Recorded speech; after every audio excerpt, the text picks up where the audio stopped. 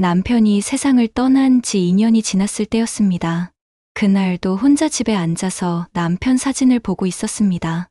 문득 남편 친구들이 생각났습니다. 남편 장례식 때 와줬던 사람들이 이제는 연락도 없었습니다. 그게 당연한 건지 섭섭한 건지 알 수 없었습니다. 그날 저녁 전화가 왔습니다. 남편의 절친이었던 분이었습니다. 남편이랑 고등학교 때부터 친구였고 우리 결혼식 줄에도 서주신 분입니다. 오랜만에 밥 한번 먹자고 하셨습니다.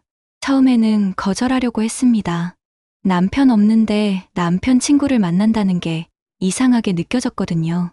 하지만 그분이 계속 말씀하셨습니다.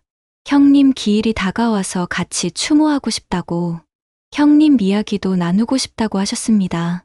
그 말에 마음이 움직였습니다. 남편 이야기를 할 수 있는 사람이 그립긴 했습니다. 우리는 조용한 식당에서 만났습니다. 처음에는 어색했습니다. 뭘 어떻게 이야기해야 할지 몰랐습니다. 하지만 그분이 먼저 남편 이야기를 꺼냈습니다. 고등학교 때 남편이 얼마나 개구쟁이였는지, 대학 때 어떤 꿈을 가지고 있었는지, 제가 모르던 남편의 모습들을 이야기해 주셨습니다. 저도 남편과의 추억을 이야기했습니다. 처음 만났을 때 일이며 프러포즈 받았을 때 일이며 그렇게 이야기하다 보니 시간 가는 줄 몰랐습니다. 오랜만에 마음이 편안했습니다. 그 후로 가끔 연락이 왔습니다. 명절 때나 남편 기일 때 안부를 물으셨습니다. 혼자 사는 게 불편하지는 않은지, 건강은 괜찮은지 물어보셨습니다. 처음에는 그냥 남편 친구로서 예의상 하는 거라고 생각했습니다. 6개월쯤 지났을 때 그분이 제안을 하셨습니다. 남편이 좋아하던 등산로에 같이 가보자고, 남편 추억을 되새기면서 산책하면 좋을 것 같다고 하셨습니다. 저도 좋다고 했습니다. 남편과 자주 갔던 곳이라 혼자 가기는 슬펐는데 같이 가면 괜찮을 것 같았습니다. 등산하면서 많은 이야기를 나눴습니다. 그분도 3년 전에 이혼하셨다고 했습니다. 아이는 없고 혼자 지내고 계셨습니다. 외로움이 뭔지 너무 잘 안다고 하셨습니다. 그 말에 공감이 됐습니다. 외로움은 겪어본 사람만 압니다. 그 후로 자주 만나게 됐습니다. 처음에는 한 달에 한 번 정도였는데 점점 자주 만났습니다. 등산도 가고 전시회도 가고 영화도 봤습니다. 함께 있으면 편안했습니다. 억지로 웃을 필요도 없고 힘든 내색 숨길 필요도 없었습니다. 서로의 상처를 이해하니까 더 편했습니다. 1년쯤 됐을 때 변화가 느껴졌습니다. 그분을 만나는 게 기다려지기 시작했습니다. 문자가 오면 가슴이 두근거렸습니다. 이게 뭔가 싶어서 혼란스러웠습니다. 남편의 친구인데 이런 감정을 느껴도 되는 건가? 남편한테 미안한 게 아닌가 하는 생각이 들었습니다. 밤에 잠을 못 이룰 정도로 고민했습니다. 그분도 비슷한 감정을 느끼고 계신 것 같았습니다. 만날 때마다 눈빛이 달라져 있었습니다.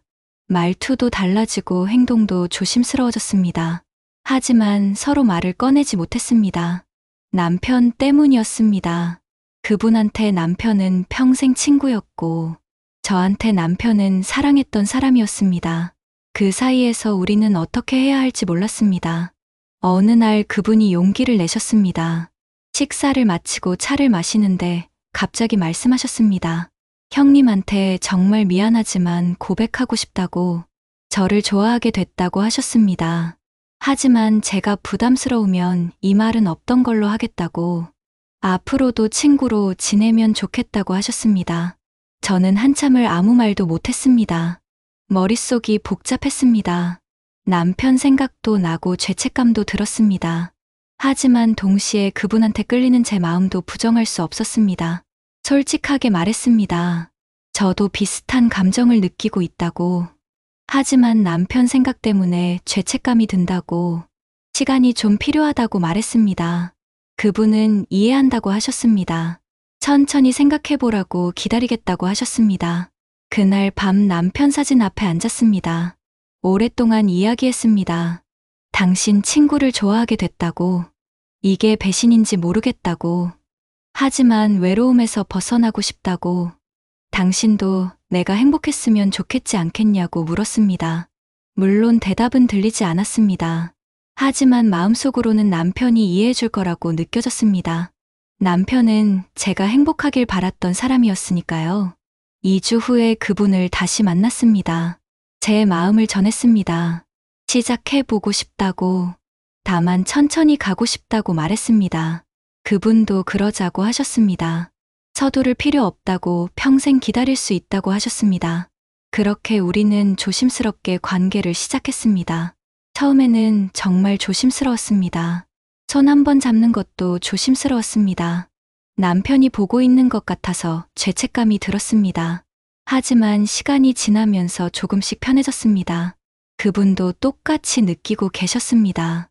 형님한테 정말 미안하다고, 하지만 형수님을 사랑하게 됐다고 말씀하셨습니다. 그 말을 들으니 마음이 놓였습니다.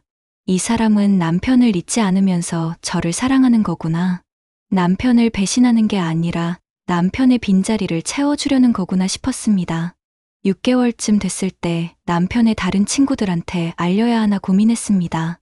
비밀로 하기에는 만나는 사람들이 너무 많았습니다.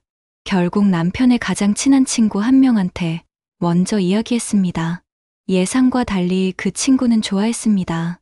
형님도 기뻐하실 거라고 했습니다. 형수님이 혼자 외롭게 지내는 게 제일 안타까웠다고, 그 사람이라면 믿을 수 있다고 했습니다. 그 말에 많이 위로가 됐습니다. 남편의 친구들이 이해해준다는 게 큰 힘이 됐습니다. 하지만 모두가 이해해준 건 아니었습니다. 일부 사람들은 이상하게 봤습니다. 남편 친구랑 사귀는 게 뭐냐는 시선도 있었습니다. 심지어 남편 살아있을 때부터 그랬던 거 아니냐는 소리도 들었습니다.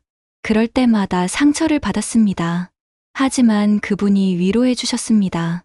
남들이 뭐라든 우리가 잘못한 게 없다고, 형님도 분명 이해하실 거라고 말씀해 주셨습니다. 1년이 지났을 때 동거를 시작했습니다. 재혼은 아직 생각하지 않았습니다. 서로 조금씩 적응하는 시간이 필요했습니다. 함께 살면서 많은 게 달라졌습니다. 아침에 일어나면 누군가 있다는 게 너무 좋았습니다. 밥을 같이 먹고 텔레비전을 같이 보고, 이런 평범한 일상이 정말 행복했습니다. 외로움에서 완전히 벗어났습니다. 건강도 좋아지고 표정도 밝아졌습니다. 주변 사람들이 많이 변했다고 말했습니다. 예전의 밝은 모습을 되찾았다고 했습니다. 그분도 마찬가지였습니다. 이혼 후 우울해하던 모습이 사라졌습니다. 웃음도 많아지고 활력도 생겼습니다. 서로에게 좋은 영향을 주고 있었습니다. 2년이 지났을 때 재혼 이야기가 나왔습니다. 그분이 먼저 꺼내셨습니다. 이제는 정식으로 가족이 되고 싶다고, 평생 책임지고 싶다고 말씀하셨습니다. 저도 그러고 싶었습니다. 하지만 한 가지 걱정이 있었습니다. 남편의 제사를 어떻게 지낼지였습니다. 재혼하면 제가 남편 제사를 지낼 수 없게 되는 건가? 그게 남편한테 너무 미안했습니다. 그분이 말씀하셨습니다. 형님 제사는 본인이 모시겠다고, 형님은 평생 친구이고 은인이라고, 형수님과 결혼할 수 있게 해준 분이니까 당연히 모셔야 한다고 하셨습니다. 그 말에 눈물이 났습니다. 이 사람은 남편을 존중하면서 저를 사랑하는 거구나. 진짜 좋은 사람을 만났구나 싶었습니다. 재혼 준비를 하면서 남편 산소에 다녀왔습니다. 그분과 함께 갔습니다. 산소 앞에서 그분이 남편한테 말했습니다. 형님, 형수님 잘 모실게요. 형님 목까지 행복하게 해드릴게요. 평생 형님을 잊지 않고 살겠습니다. 그리고 저도 남편한테 말했습니다. 당신 친구가 정말 좋은 사람이에요. 당신이 이해해 줄 거라고 믿어요. 행복하게 살게요. 지켜봐 주세요. 그날 마음이 정말 편안해졌습니다. 죄책감이 많이 사라졌습니다. 남편도 분명 이해하고 축복해 줄 거라고 느껴졌습니다. 조촐하게 결혼식을 올렸습니다. 남편의 친구들이 많이 왔습니다. 모두 축하해 줬고 잘 살라고 응원해 줬습니다. 누군가는 형님이 하늘에서 웃고 계실 거라고 했습니다.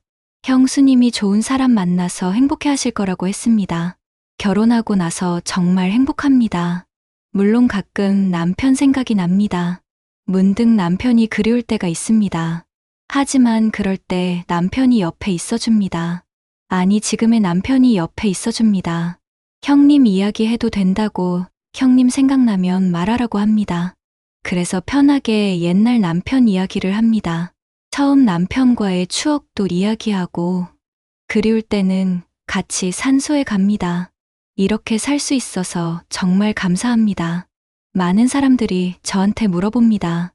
죄책감은 없냐고, 남편한테 미안하지 않냐고. 솔직히 처음에는 정말 미안했습니다. 남편을 배신하는 것 같았고 잊어버리는 것 같았습니다. 하지만 지금은 압니다. 이건 배신이 아니라는 걸, 남편을 잊는 게 아니라는 걸, 그냥 제 인생을 계속 사는 거라는 걸. 남편도 제가 평생 혼자 외롭게 살길 바라지 않았을 겁니다. 행복하게 살길 바랐을 겁니다. 그리고 남편의 친구라면 더 안심했을 겁니다. 아무나 만나는 게 아니라 믿을 수 있는 사람이니까요. 물론 쉬운 선택은 아니었습니다. 많은 고민을 했고 많은 눈물을 흘렸습니다. 주변 시선도 신경 쓰였고 죄책감도 컸습니다. 하지만 용기를 내서 정말 잘했습니다. 지금 이 순간이 너무 행복합니다. 누군가와 함께 아침을 먹고 저녁을 먹고 손잡고 산책하고 같이 웃고, 이런 평범한 일상이 이렇게 소중한 줄 몰랐습니다. 외로움 속에서 보낸 그 시간들이 얼마나 길고 힘들었는지 이제는 그 시간들이 추억이 됐습니다. 혼자 계신 분들한테 말하고 싶습니다. 새로운 사랑을 두려워하지 마세요.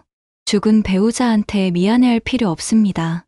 그 사람도 당신이 행복하길 바랄 겁니다. 평생 슬픔 속에 살길 바라지 않을 겁니다. 용기를 내세요. 다시 사랑할 수 있습니다. 나이가 많아도 괜찮습니다. 과거가 있어도 괜찮습니다. 중요한 건 지금 행복한가입니다. 저는 새로운 사랑을 선택했고 행복합니다.